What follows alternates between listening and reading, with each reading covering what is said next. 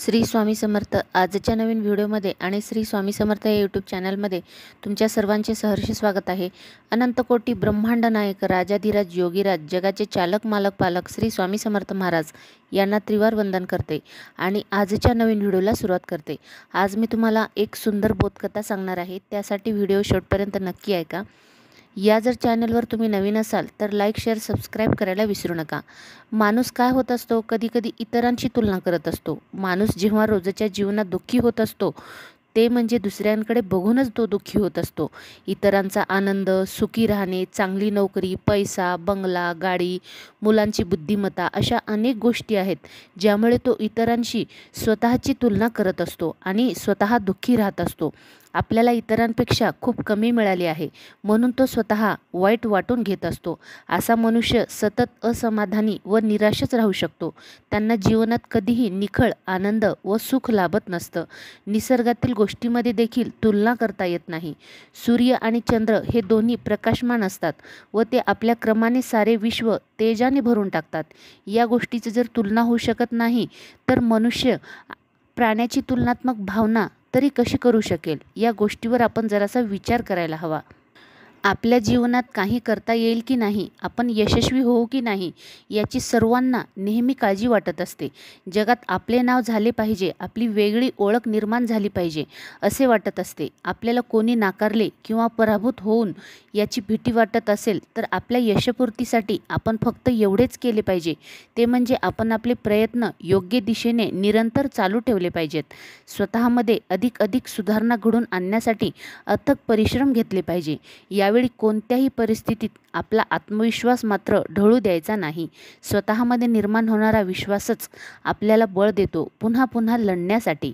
तोच आपल्याला यशाचा मार्ग सुकर नेऊन आपल्याला पाहिजे ते यश मिळवण्यासाठी मदत करत असतो.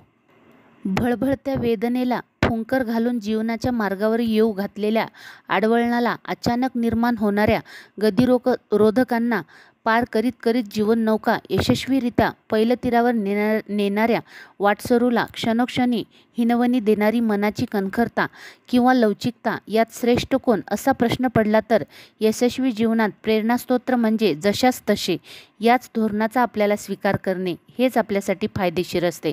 सर्वसामान्य माणूस नाकासमोर चालवणारा असतो, तो कधीच इतरांच्या मार्गातील अडथळा बनत नसतो. त्याच तन्मयतेने समाजातील प्रत्येक व्यवस्थेत पारदर्शकता आणण्यासाठी आणि आपणही समाजाचे काही देणे लागतो याच भूमिकेतून तो समोरच्याकडून ही काही गोष्टी अपेक्षित ठेवत असतो. पण जेव्हा अपेक्षा भंग होतो तेव्हा मात्र आपण हार मानायची नसते. आपण आपली लवचिकता दाखवायची असते. आपण आपली लवचिकता कधी दाखवायची असते तर कधी आपली लवचिकता दाखवायची नसते. स्वाभिमानाने झळकणाऱ्या तेजस्वी योग्यासारखे तळपळत झळकत राहून तोडीस तोड त्याला उत्तर देता आले पाहिजे. तेवढ्याच ताकदीने प्रतिकारही करता आला पाहिजे. कारण प्रत्येक क्षणी चांगल्या गोष्टीची जबाबदारी ही समाजातील प्रत्येक व्यक्तीची असते. जेव्हा आपण लीडर म्हणून पुढे असतो तेव्हा बाकीचे आपल्या मागे असायला हवेत. मग त्यासाठी कोणतीही किंमत मोजावी लागली तरीसुद्धा चालते. परंतु हे फार सोपे आहे असे मुळीच नाही. कारण काही नकारात्मक भूमिका असलेल्या व्यक्ती किंवा आपले महत्त्व टिकवण्यासाठी धडपड करणाऱ्या व्यक्ती, एवढेच काय तर दुसऱ्यांचे वाईट चिंतणाऱ्या व्यक्ती किंवा यशस्वी व्यक्तीचे पाय खेचणाऱ्या व्यक्तीसुद्धा समाजात नेहमी जाणून बुजून दुष्कृत्य करत असतात. अशा अनेक लोकांची संख्या जास्त असते.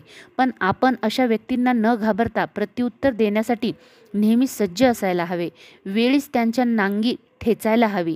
सर्वात महत्त्वाचं म्हणजे जेव्हा आपण बरोबर असतो तेव्हा एकही पाऊल माघार घ्यायची नसते आणि जरी तात्पुरती घेतली तरी त्याचं प्रखर मानसिकतेतून एक पाऊल मागे आल्यानंतर 2 पावले पुढे जाऊन समोरच्याला ठोकर देता आलं पाहिजे.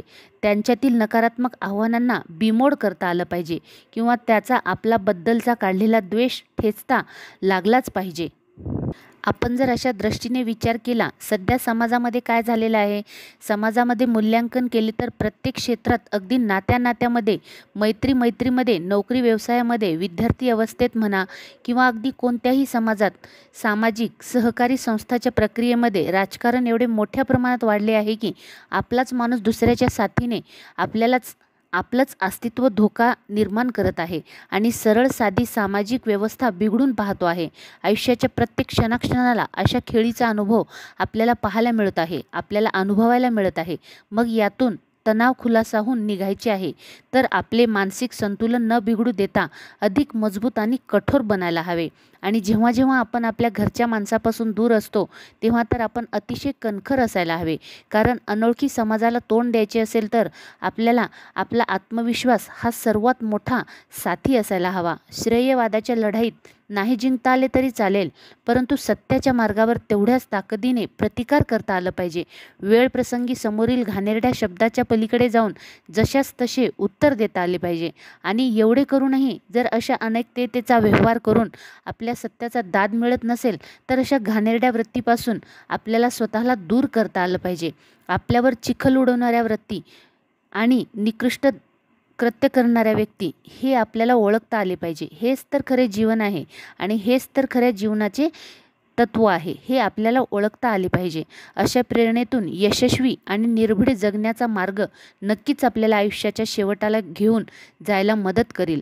मग आपल्याला आयुष्यात आपल्याबरोबर कोण आहे किंवा कोण नाही याचा विचार आपण करायला हवा। या गोष्टीमुळे आपण स्वतःच्या मनावर ताबा ठेवायला हवा। या गोष्टीमुळे आपण स्वतः न घाबरता न डगमगता अशा गोष्टीला पुढे जायला हवे। स्वतःला मजबूत बनवा किंवा आपली मानसिकता इतकी कठोर बनवा की सामर्थ्यवान बनवा। अशा संकुचित घाणेरड्या वृत्तीच्या मानसिकतेला सहजपणे निष्क्रिय करून काडीमोड करता आलं पाहिजे। आपण काय आहोत त्यापेक्षा आपण काय करू शकतो याचे ठळक प्रदर्शन आपल्या आयुष्याला योग्य मार्गावर नेण्याच्या दिशादर्शक ठरवत असतो। शेवटी आपली ताकद, आपला आत्मविश्वास हेच खरे एकमेव यशस्वी जीवनाचे अविभाज्य खांब आहे हे आपण विसरायला नको आहे। आजचे जर विचार तुम्हाला आवडले तर लाईक, शेअर, सबस्क्राईब करायला विसरू नका। श्री स्वामी समर्थ।